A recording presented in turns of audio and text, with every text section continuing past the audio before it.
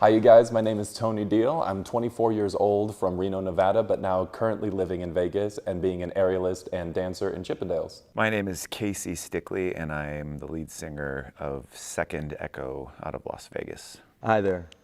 I'm Ice Williams, the coldest wrestler on the planet. My name is Collin Hayes. I am 27 years old, and I am a performer slash stuntman. My name is Stollman. I'm a professional musician in the city of Las Vegas.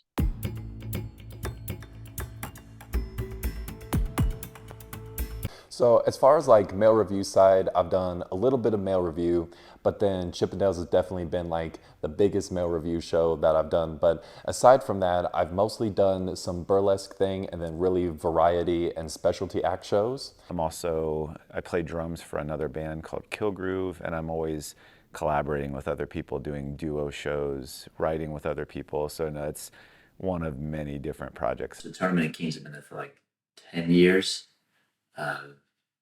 I mean, I've worked on some shows behind the scenes, but I've never been in any other show except this one. I actually work now for the Golden Knights as far as their pre-show stuff on ice. I choreographed the fights for the Golden Knight, which they put on the Jumbotron and stuff. And then this year they're introducing like a Squire character because obviously they won the Stanley Cup. And so I'm the Squire guy. So I've made a career out of being a knight. I guess my main band or main bands would be Atomic Radio, High Roctane. I also perform with a band called Full Circle. I'm in a show called The Herstory of Rock.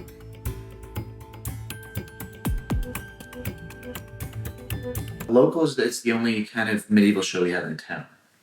As far as tourists, they have the Medieval Times show that's franchised out and everywhere around the world.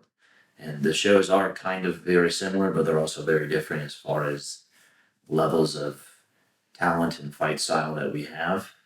And I saw it for the first time Medieval Times earlier this year, and I'm biased, but I think Tournament's better. We do kind of two different kind of shows. We do shows where we go in and do all originals for 45 minutes or an hour. And then we'll go do, 3 or 4 hour gigs where we do mostly covers. I think the interesting thing is it's really fun to, when we do the cover gigs, we'll slip originals in. Because we do kind of 90s covers, the originals are very much in that same vein. And so we'll slip them in. And I think people coming in from out of town who don't know us will hear one of the originals and think, oh, who is this? What song is this? Thinking it kind of sounds familiar a little bit. And so I think that's the cool thing about getting people from out of town who aren't familiar with us as an original band, and we get to kind of slip that in there every once in a while. It depends like where you're from, because Reno is kind of like this little like diamond in the rough. Like people that come through, they don't expect really intricate, bigger shows. They go with like lower expectations, but then when they actually see the shows, they're just like, dang, you should like tour this around and like be in Vegas more. They come in and they already think about like, we go to Vegas to see like these shows, but as far as like Cirque du Soleil, I think they see like the big ones like Cirque du Soleil, Chris Angel, but then they miss out on like the smaller ones too. So they go with like really high expectations, but then after like they see like certain shows, they're like, oh, okay, that was nice. And so I think some people come in with that mentality to nitpick it because it's like Vegas, and they think like, oh, everything has to be perfect every single time, but like not every show is gonna be perfect.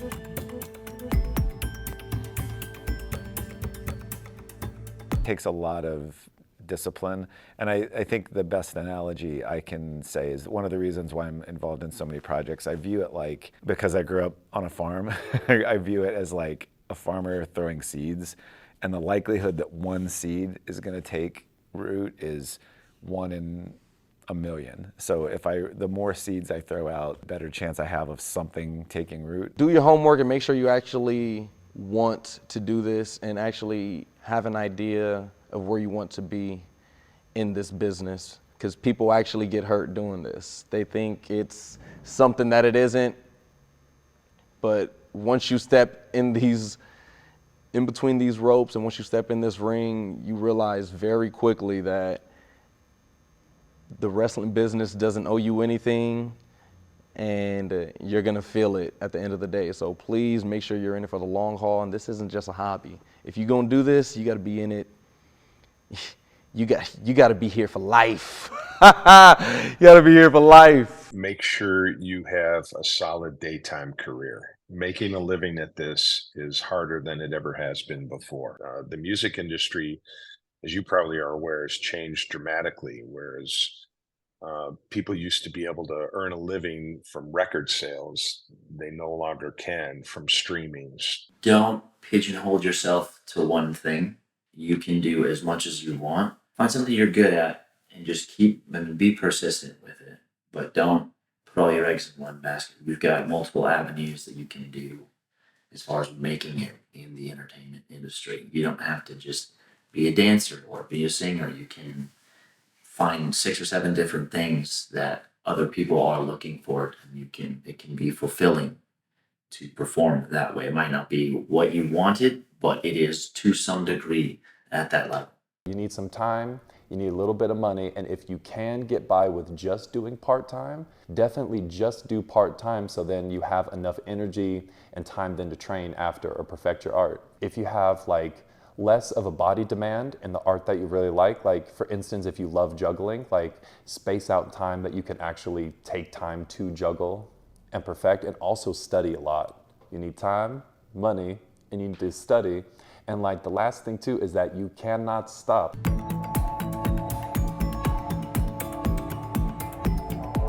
I've been put through doors. I've been hit with a chair. I've been hit with a belt. I get thrown around all the time. You could get hurt off of the smallest thing, and you could get hurt off of the biggest thing. But it's all a part of the game. It's all part of the game. This ain't ballet, like I said. This is not ballet. You really sacrifice and put your body on the line when you step in this ring. I was chased around a stage at one point with a homeless person carrying a knife. I mean, I've split my face open a couple times. So I've got some scars on my face, and it's dripping blood, and I'm in the middle of doing a fight, so I can't stop. And all right, time out, I gotta go off. So I gotta finish the fight, and blood's everywhere. And some people are like, yeah, that's awesome. And other people are like, that's fake. And so I'm like, okay, all right, cool. And I just get backstage and super glue it and get back out there. I was in this one show over in Harrah's with Prestige Productions. It was called Ignite. And it was a whole fire show. I would flip with fire, and then I also would spin like poi lit. And for people who don't know, poi is, think about one leather strap, and then you have chain links that go down, and then a huge flammable ball on the middle of it that you soak in either white gas or lamp oil, then you light that on fire, and then you spin it around your body. I would try to trick and flip with it too. So at the very end, I would get on like one knee and like spin them really close to my face. And then I would turn to the side and do a backflip and land, and then just look at the audience. Through the backflip, my chain link, I didn't notice, had gotten frayed from travel, and it had popped off. So in the middle of my backflip, a lit fire poi flew through the air, fell onto the stage, and started rolling towards this group, which, bless them, they were gone. Like they were getting shots upon shots, and they had got like this fishbowl drink that had just spilled all over the carpet. There was like alcohol all on the floor. So all I see, I land the backflip and I look, and I just see this poi just rolling across the ground, this flammable ball rolling towards alcohol that is on carpet. And this is why you're friends with the tech people. That's it, because safety team came out with the fire extinguisher and doused it before it rolled off the stage.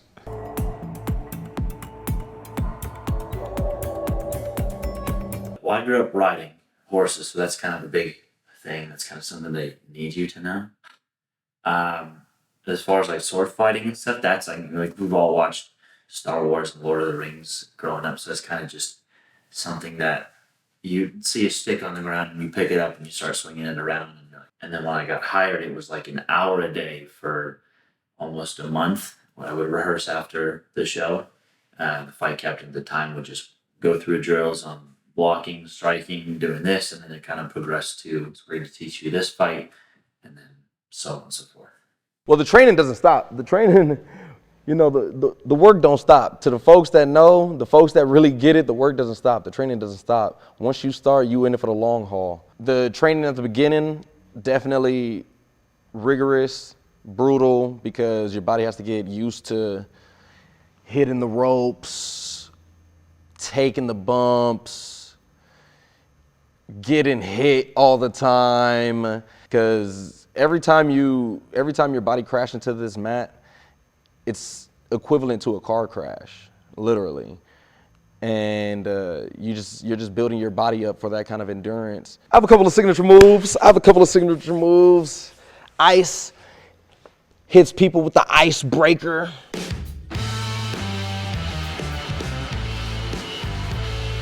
The Articuno elbow. And the frostbite.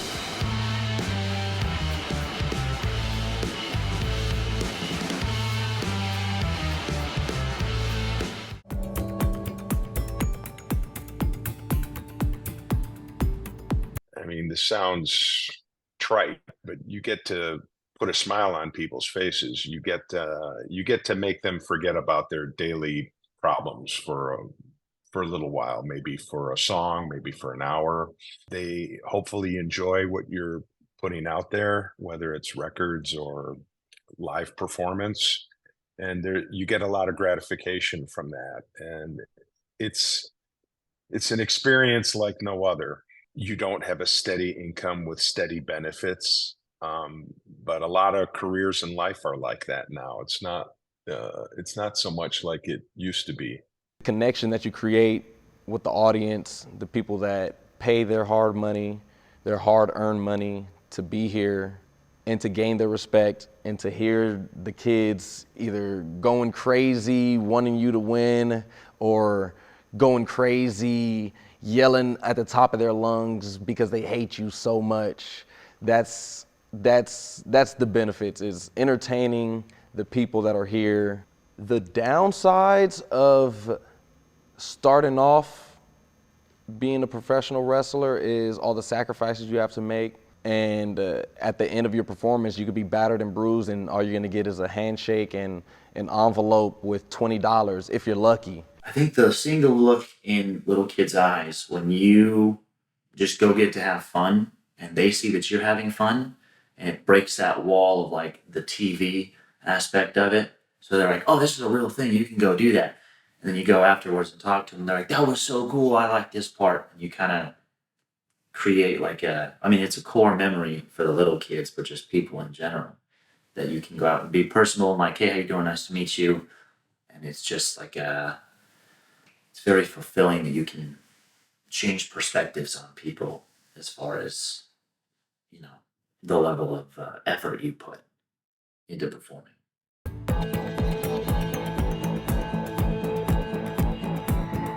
Live performance is much more enjoyable, I would say. Oh, my favorite one is definitely my solo act, my aerial strap act 2. And so with that one, I can't say too much because some of it is still in the works, but from there, like my solo strap act. But what I love with straps too is like the versatility that you can get with it. Like you can be very strict and have like gymnastics look to it. Like when you think about like gymnastics rings, for anyone who doesn't know, aerial straps is basically rings with a lot more wrapping of your wrists and around your body. But when you do that, you can treat it a lot like gymnastics rings as far as like iron crosses, press to handstands, dislocates, flips, and everything. But then what I love about straps too is that you can take a step back and you can still have that like strength with it, but you can have a softness and have more of like an intense emotion that people can connect to. One is doing what I love, which is this, telling the story that I can tell when I'm in here during my performance, and making sure that everybody that's in attendance is engaged and they're fully locked in on what's happening, and they're fully invested in each and every single move, moment. I either send the people home happy, or I send the people home upset. It's just the ice way, you know? I'm either breaking hearts or making smiles. I don't know, something like that.